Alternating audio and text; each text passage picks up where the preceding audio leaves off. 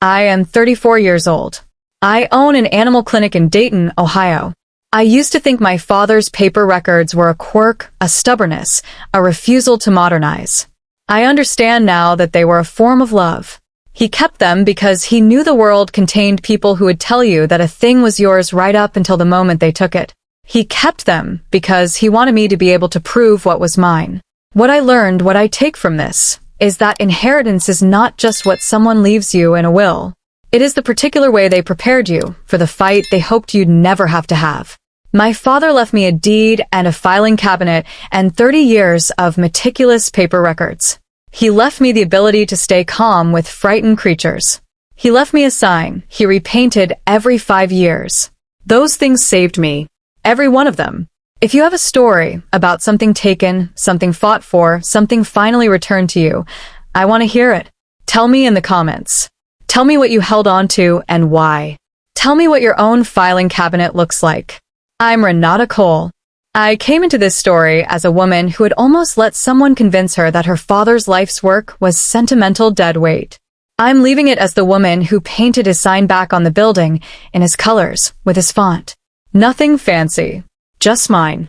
If this story stayed with you, please subscribe and share it with someone who needs it. There's more in the description below. Thank you for being here. See you in my next world. The rulings came down like dominoes falling, one after another, each one the natural consequence of the one before. The LLC transfer was unwound. Briar Hill Animal Care was restored to my sole ownership. The purchase agreement with Kevin Prentice's clients was voided.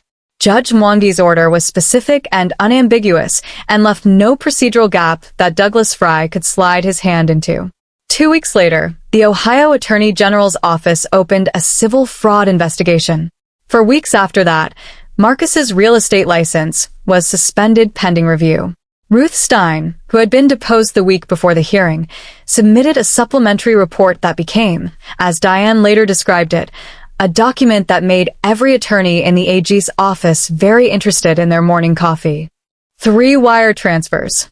An account controlled by Courtney Marsh. A timeline that began while I was still signing over my father's property. Marcus and Courtney were named jointly in the civil suit. He settled. I will not tell you the number because it is mine, but I will tell you it was 3 times the clinic's assessed value. Courtney Marsh surrendered her paralegal certification as part of a separate proceeding. Douglas Fry sent Diane a professional email after the hearing expressing that he had not been fully informed of the scope of his client's conduct and would not be representing Marcus going forward. It was, Diane told me, the closest thing to an apology that the legal profession produces. Marcus did not go to prison. I want to be honest about that because I know some of you were hoping he would, and I understand why. Wealthy men with good attorneys in Ohio tend to find softer landings than they deserve. He lost his firm. He lost his board positions. He relocated to Phoenix sometime around November. I know this because a mutual acquaintance mentioned it once, not because I was tracking him. I was not tracking him. I had other things to do. Adrian flew in from Seattle the weekend after the hearing.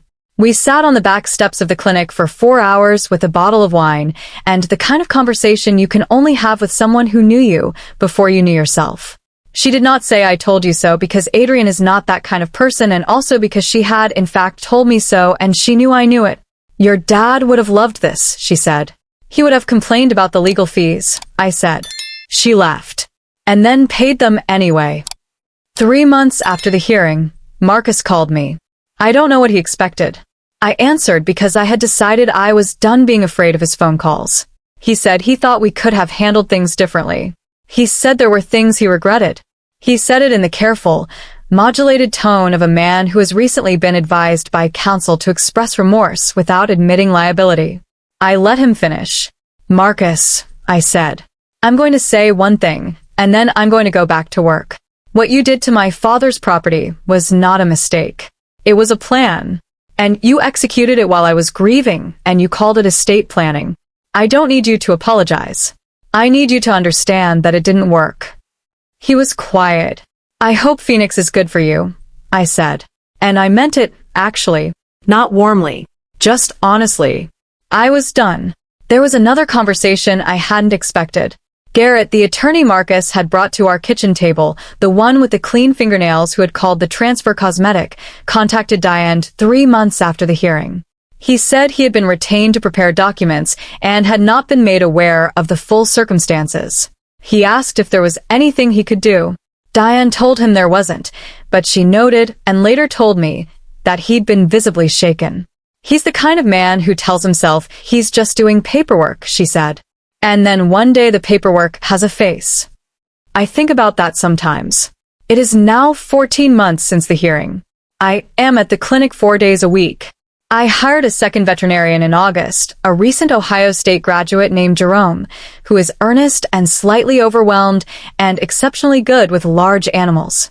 He makes too much coffee and leaves the cabinet doors open and has the specific enthusiasm of someone who has not yet had anything taken from him. I find it useful to be around that. Weary painted the sign in September. Jerome held the stepladder. I stood up there with a brush and the same deep green paint I'd matched from my father's original, a color so specific the hardware store had to custom mix it, and I painted the letters the way my father had painted them. Blocky. Plain. Nothing fancy. Briar Hill Animal Care. When I came down, Jerome looked up at it and said, "That's a good sign." "Yes," I said. "It is. I have a dog now." A 3-legged hound mix. I took him in after a highway accident case that had no other outcome. I named him Harold. He sleeps under the surgery table and has strong opinions about the country station I play on Tuesday mornings. He is not a beautiful dog. He gets around fine. My father's filing cabinets are still in the back office. I cleaned them out after the hearing and reorganized everything. The folders are still in his handwriting. I added some of my own now next to his, same label maker, same slightly tilted print. I kept the cabinet his conveyance letter was in. I did not repaint it or clean the dents out. Some things you leave exactly as you found them, because the way you found them is the point. She told me not to move any money, not to confront Marcus directly, and not to sign anything else. I spent 3 evenings in the back office of the clinic going through my father's files.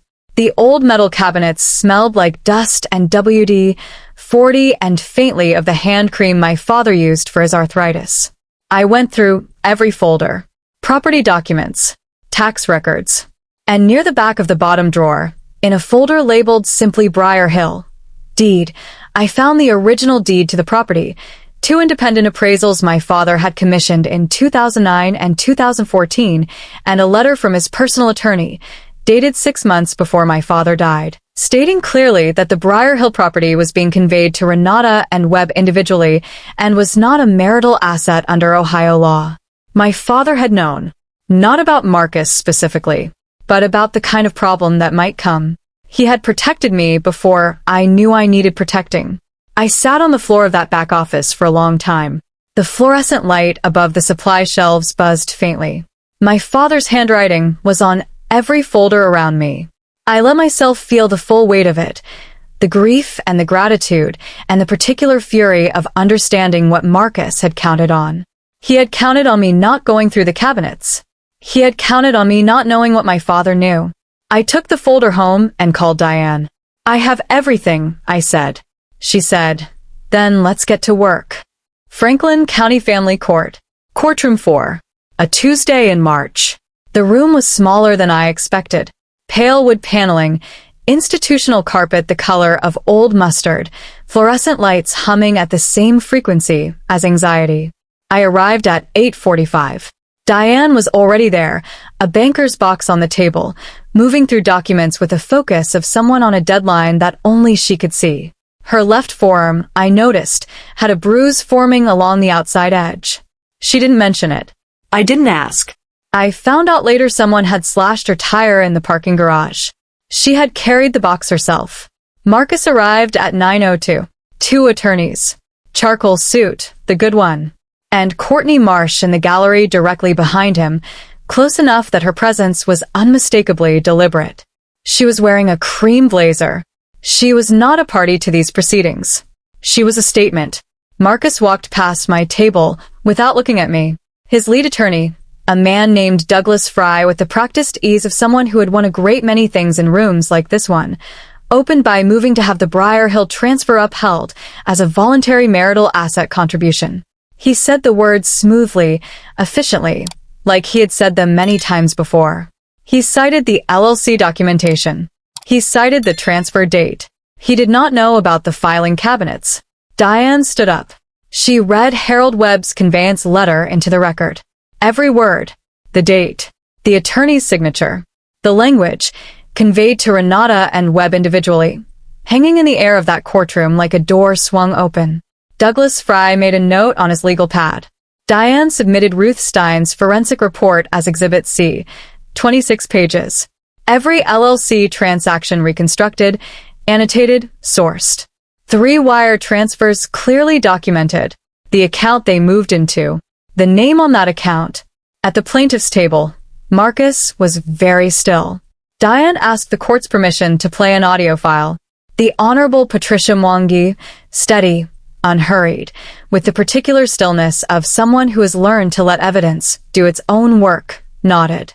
The voicemail came through the courtroom speakers.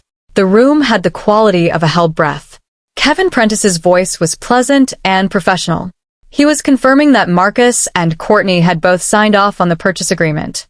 He mentioned the closing date. He wished Marcus a good weekend. Judge Mwangi set her pen down. She removed her reading glasses. She looked at Marcus directly, not at his attorneys. At Marcus. Mr. Cole, she said, were you a party to a purchase agreement on this property before these divorce proceedings were filed? The silence lasted exactly long enough to mean something. It was a preliminary discussion, Marcus said. His voice was measured. Exploratory. Nothing binding. Judge Mwangi looked at him for a moment in the way that people look at things they have already made a decision about. Counsel, she said quietly. Please approach. In the gallery, Courtney stood up. She picked up her bag. She moved toward the aisle. The bailiff, a large, calm man who had been standing by the far wall, took 2 steps and placed himself between Courtney and the door. He did not touch her. He did not speak. He simply stood there. She sat back down. At the plaintiff's table, Douglas Fry leaned toward Marcus and said something low and urgent. Marcus took the document Fry handed him and read it. I watched him read it. I watched his hands, the same hands that had made coffee the morning I signed over my father's property, the same hands that had set a manila envelope on the kitchen table and called it fair. I watched those hands go still. He looked up. He looked at me. I picked up my water glass. I took a small, unhurried sip. I set it down. I did not look away. I want to ask you something. When Marcus looked up from that document and saw me sitting there, what do you think he expected to see?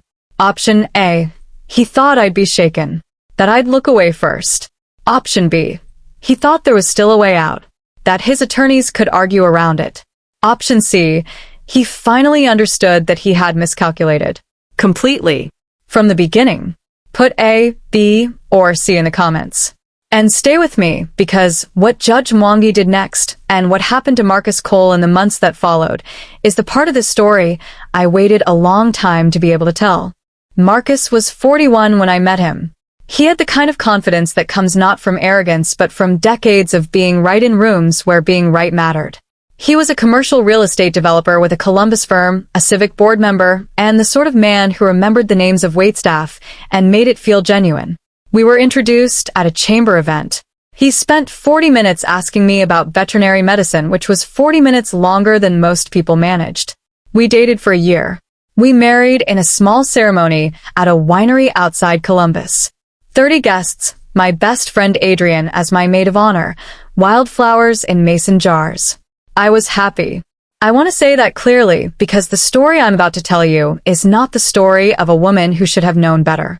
It is the story of a man who is very good at not being known. The first moment I noticed something I didn't have a name for was about 8 months into our marriage. We were talking about the clinic, about the property tax bill, something routine, and Marcus said very reasonably, very calmly, that it seemed inefficient to carry a commercial property under my personal name when we had an estate LLC that could shelter it more cleanly. He wasn't pushy. He said, think about it. It might just make things simpler. I thought about it. He raised it again 3 weeks later. Then again 2 months after that. Each time a little more specific. each time with a slightly different angle: tax efficiency, estate planning, liability protection. He brought in a Columbus attorney named Garrett who sat in our kitchen and explained, in the patient tone of someone explaining something simple to someone who might not quite follow, that the transfer would be a formality. Essentially cosmetic, Garrett said. He had very clean fingernails. I didn't love the idea, but I trusted Marcus. And I remember thinking this exactly, that my father had been many things, but financially sophisticated was not among them. I thought maybe I was being sentimental.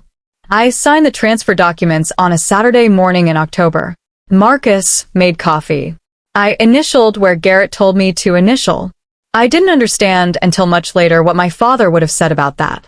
He said it once when I was about 14 in a different context, about something much smaller.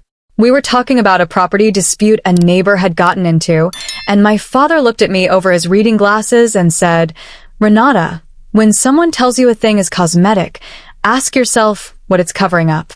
I didn't fully understand it then. I understand it now. The first signal that something was structurally wrong came 14 months before the divorce papers. I was trying to update our renter's insurance and needed a document from one of the LLC accounts. I called the firm Marcus used and asked them to pull it. There was a pause on the line. "I'm sorry," the woman said. "I'm only showing 2 authorized contacts on this account. I'm his wife," I said. "Yes, ma'am. The authorized contacts are Mr. Cole and a Ms. Courtney Marsh." I wrote the name down. I told myself it was a clerical error. I told myself that for about 3 weeks. Then I found the voicemail. It was on an old iPad, the one Marcus had given me to use as a recipe tablet in the kitchen 3 years earlier. He forgot it was still synced to his Apple ID. I only opened it because I was looking for a chicken marsala recipe I'd saved, and I saw a notification I didn't recognize. A voicemail from someone named Kevin Prentice, a buyer's agent. I pressed play. The voice was professional and pleasant. He was confirming that Marcus and Courtney had both signed off on the purchase agreement for Briar Hill and asking Marcus to confirm the closing date. He mentioned a figure. He said he'd need the confirmation by end of week. The voicemail was dated 11 days before Marcus served me with divorce papers. I sat at the kitchen counter for a very long time. The iPad was still in my hand. Outside the window, a neighbor was mowing their lawn. I remember the sound of it, this completely ordinary Saturday afternoon sound, while I sat there understanding that my husband had already sold my father's clinic, that the closing was 6 weeks away, that he had timed it so that by the time I understood what the divorce meant, by the time I understood what I'd signed over in that LLC transfer, it would already be done. He came home that evening and made dinner. He asked me how my day was. I told him it was fine. I said it evenly. No hesitation. 3 days later, he sat me down at the kitchen table and told me he'd been unhappy for some time and he thought we should separate. He put a manila envelope on the table. He said his attorney had drawn up an initial settlement proposal and he thought I'd find it fair. He was composed, regretful, even. He said he hoped we could handle this like adults. "I'll think about it," I said. He nodded like that was the answer he expected. I went to the clinic the next morning and I found the filing cabinets. I want to stop here for a second, because I know some of you watching this have been in a room where someone handed you a document and told you it was fair, and some part of you knew it wasn't, and you signed it anyway because you were exhausted or afraid or just trying to get through the day. Have you ever had someone try to take something from you that was never really theirs to take? Type the word Briar in the comments if you know exactly what I mean. Because what happened next, what was sitting in those filing cabinets, is the reason I'm here telling you this story instead of watching someone else own my father's sign. I called Diane Okafor on a Monday morning. I'd gotten her name from a colleague whose own divorce, 2 years prior, had been complicated and had ended well. She answered on the second ring. Her voice had the quality of someone who has heard every possible version of every possible thing and has decided, long ago, not to perform surprise. I told her who I was. I told her about the voicemail. She was quiet for a moment. Then she said, "Before you tell me anything else, you should know that a man named Marcus Cole contacted this firm 6 weeks ago. Not to retain us. To run a conflict check." The room went very still around me. "He was trying to block you out," I said. He tried, she said. You called first. You're my client. She told me to bring her everything. The iPad, the voicemail, every document I could find in those filing cabinets. My name is Renata Cole. I am 34 years old. I am a veterinarian. I own a small animal clinic in Dayton, Ohio that my father built with his hands in 1971. I was married for 5 years to a man who decided, quietly and methodically, and without ever raising his voice, to sell that clinic out from under me before I knew the marriage was over. He had already signed the purchase agreement. He had already named his girlfriend as an authorized signatory on my father's accounts. He had already arranged the closing date. What he had not arranged for was the filing cabinet. Before I go any further, if this story is speaking to you, hit that like button and subscribe. It helps more than you know. And drop your city and state in the comments right now. I want to know where you're watching from. Now let me take you back to the beginning. Because none of what I just told you makes sense without understanding what Marcus Cole was and what my father left me and why those two things could not exist in the same world. My father's name was Harold Webb. He was a Korean War-era veteran who became a veterinarian because, as he told it, animals were more honest than people and considerably less likely to sue you. He opened Briar Hill Animal Care in 1971 on a half-acre lot on the east side of Dayton with a small business loan, a used autoclave, and a hand-painted sign he made himself. Deep green background, cream lettering, blocky font, nothing fancy. He repainted it himself every 5 years, standing on a stepladder in the parking lot while my mother held the base, until his arms wouldn't let him anymore. I grew up in that clinic the way some kids grow up in restaurants or hardware stores. I did homework on the waiting room bench. I learned to hold a cat for an injection before I learned long division. The waiting room always smelled like antiseptic and the particular mustiness of old carpet that had been shampooed too many times. There was a bulletin board on the east wall where clients pinned thank you notes and photos of recovered animals, and my father never took any of them down, so by the time I was a teenager the oldest ones had yellowed at the corners and curled away from their tacks. The filing cabinets were in the back office. 4 of them, gray metal, dented on the lower drawers from 30 years of being kicked open when my father's hands were full. Every folder was labeled in his handwriting, careful, deliberate, slightly tilted to the right. Property documents, tax records, correspondence, appraisals. He did not trust computers. He did not trust systems he couldn't hold in his hands. He trusted paper, manila folders, and a label maker he'd had since 1987. He died when I was 31. Pancreatic cancer, which is the kind that doesn't give you much time to argue. He left me the clinic, the building, the 1.2 acres it sat on, and those 4 filing cabinets. He did not leave me a speech or a letter. He was not that kind of man. What he left me was a paid-off property, a clean deed, and the understanding that some things are yours and you do not let them become someone else's. I met Marcus Cole 8 months after my father's funeral. I was not in a good place to meet anyone. I know that now. I did not know it then.